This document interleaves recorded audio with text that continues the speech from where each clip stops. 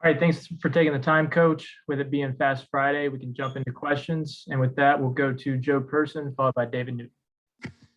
Matt, where would you say Stephon and Shaq are? Yeah, I'm expecting Shaq to play. He's practiced well all week. We're going to go out and test the foot one more time tomorrow, full speed, just make sure he feels good. But I'm expecting him to play. Stephon, we're kind of in the same situation we were last week. We'll see how he feels tomorrow. Have him do some things and see if he's able to go. So I feel very confident in Shaq, and Stephon sort of still just wait and see.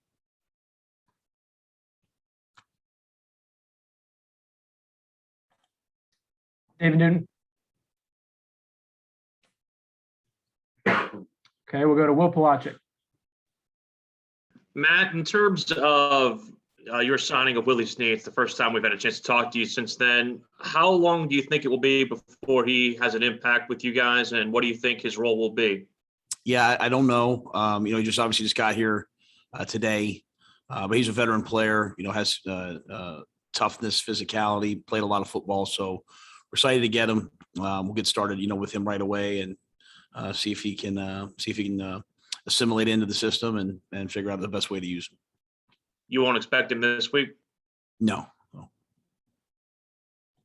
right, we'll go to Ellis Williams, followed by Steven Toronto.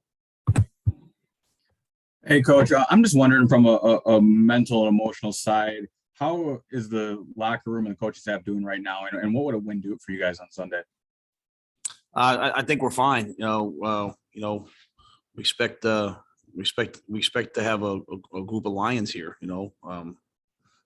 Adversity is going to come. Good games are going to come. Bad games are going to come. If that affects you, then you really probably shouldn't be here. So yeah, I mean, we're practice hard. We're ready to go. We're ready to play. Atlanta will be ready. So it'll be a heck of a game on Sunday. In terms of winning or losing, we go out every week to win. So I expect us to, go out and play our best. And Atlanta will play great football. They're really a hot football team right now, and they're doing a great job there. So we have to go out and we have to go on the road to a hostile environment and play our best football. Thank you. Coach, on a bit of a lighter note, the timing of this game is interesting because it falls on Halloween. I was just curious, since you're going to be out of town, Panthers are going to be out of town, exactly what is the plan going to be for trick-or-treaters at the Rhule household?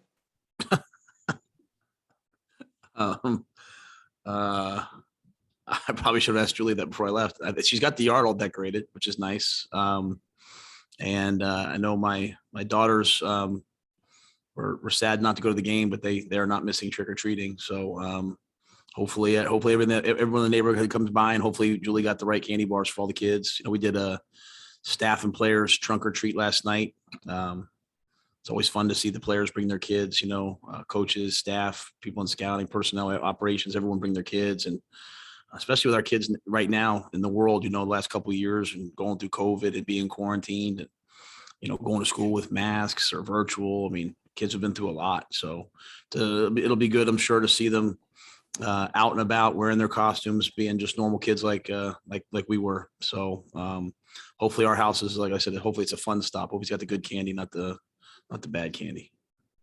On the subject of good candy versus bad candy, Coach Rivera used to tell us that he had to buy full-size candy bars because the kids knew it was his house, and he knew that he couldn't just stiff them with like fun-size candy. I assume you got full-size. I don't know. I'm actually more of a fun-size, guy. I mean, I think, I like being able to grab a Butterfinger and a Milky Way and a York peppermint patty and have them all be the small one, so it's not quite as guilt-free. So, but again, Stephen, I'll tell you the truth. Julie runs everything, so I'm not sure what exactly she has planned, but I'm sure whatever it is, knowing her, it'll be pretty good. All right, let's go to Mike Solarte, followed by Josh Green. Coach, I have a couple, but we got to finish up on the candy thing. What's the go-to candy for you as a kid? Which one did you want to see in the pumpkin? You know what? It's kind of controversial, but I've always been a Butterfinger fan. I'm a Butterfinger guy, so followed closely by Twix, Reese's Pieces. So I got, I kind of have a type there. It sounds anti-candy corn though. No, I'm a candy corn fan too. Even the pumpkins. So All right, Just not much of a toffee, those kind of things. Not my thing. all right, I got a football question for you. You guys are 2 full practices and a walkthrough in. Any different vibe at practice this week? Has it been the same, or are we starting to see guys develop even more of that edge that you were talking about before? Yeah, and I always said to be, I talked after the game, and then I want to make sure I say it. I think we've practiced really well each of the last 2 weeks, really each of the last 3 weeks. I think we've gone into games, we've played well, maybe not this past week offensively, but even the first drive and moved the ball down the field, we played well early.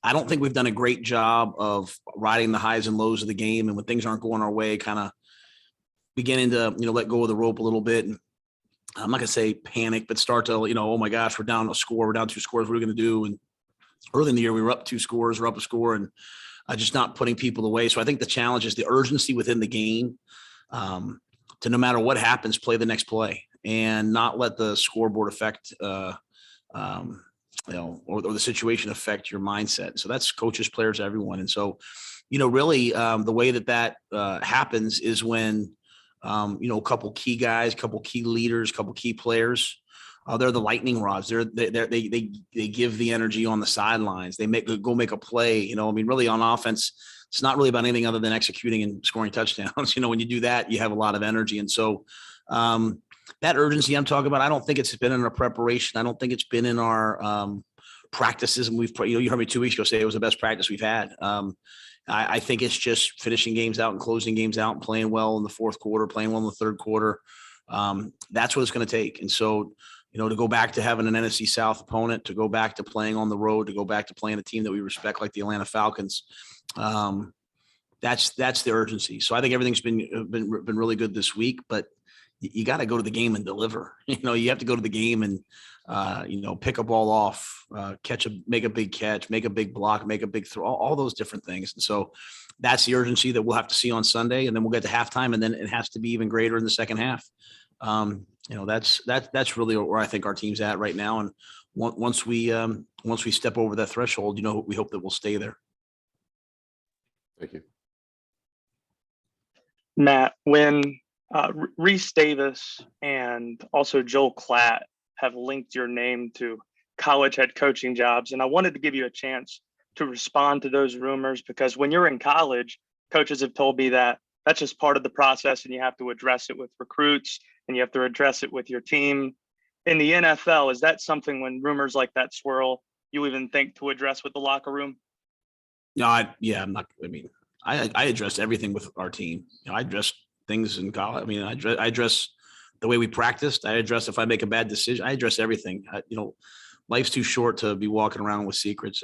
Talking, people might not like what you say all the time, but I talk about everything. So if a player asks me, I don't want everyone to make things about me. If a player asks me, I have one of the greatest jobs you can have. And I left an unbelievable job at Baylor with a long-term contract and great people and a great place to come here because I wanted to, I built 2 football programs. When I say my staff and I had built 2 great football programs at the college level, and I wanted to try to do it in the NFL. And so went through a tough first year, like I expected. We're in the middle of the second year, and it's been back and forth, and we're not quite where we want to be. But this is, you don't get to say that you like to build and then get up, then get upset that you didn't inherit something, right? Like, we're building something. Shaq's building something. Sam's building something. Timo's building something. We're building something here right now. So I can't wait to get the job done. So to be clear, have you addressed it with the team this week? No, I said I would be willing to. I'd be willing to address anything. I've talked to everybody anytime they have something with me. But I talk to the guys about, I'm not going to spend a lot of time with that. The guys deserve for me to be talking about Atlanta. So for me to be talking about me, like, I think every guy here, I hope they know. I hope every guy here knows that, like, I'm in it with them for the long haul to get this thing done. It really affects me. It really affects me every day when I take out of the elevator and I see, like, the 2 championship trophies, and I realize like these fans, these people, everybody wants to bring a Super Bowl trophy here, and it's really hard to do, right? So, that's one of the reasons why I came here. I wanted to be a part of that. I wanted to fulfill this mission that was started, in 1995, 1996. That so many people have been a part of, and we haven't done it yet, but we're going to continue to grind till we get it. So I'm never going to be a distraction to our team. It's all about football. All right, we have time for one more. Let's finish up with Jonathan Alexander. Man, I'm just curious. What would you say is the biggest thing kind of holding Stephon back? Is it still the quad? Was it conditioning and quad, or what would you say? I just think it's a good question. I think it's just all general return to play. You know, I mean, hasn't played football in a long time. You know, you get out there, you're working to get him back on the field you can't do too much, right? To hurt it. And then what's his conditioning level like? And so, but you can't over condition them to get him in shape because you don't want to hurt them. You know, it's the same for everybody. Same bringing, whether it's been Christian or anybody else. It's a very methodical process you have to take to get guys back on the field. So, as I said, I mean, I hope Stephon plays this weekend. But at the end of the day, we won't play guys before they're ready. So we'll see how tomorrow goes and make a decision after that, and then see what happens on Sunday. All right, thanks, Coach. Thanks, guys.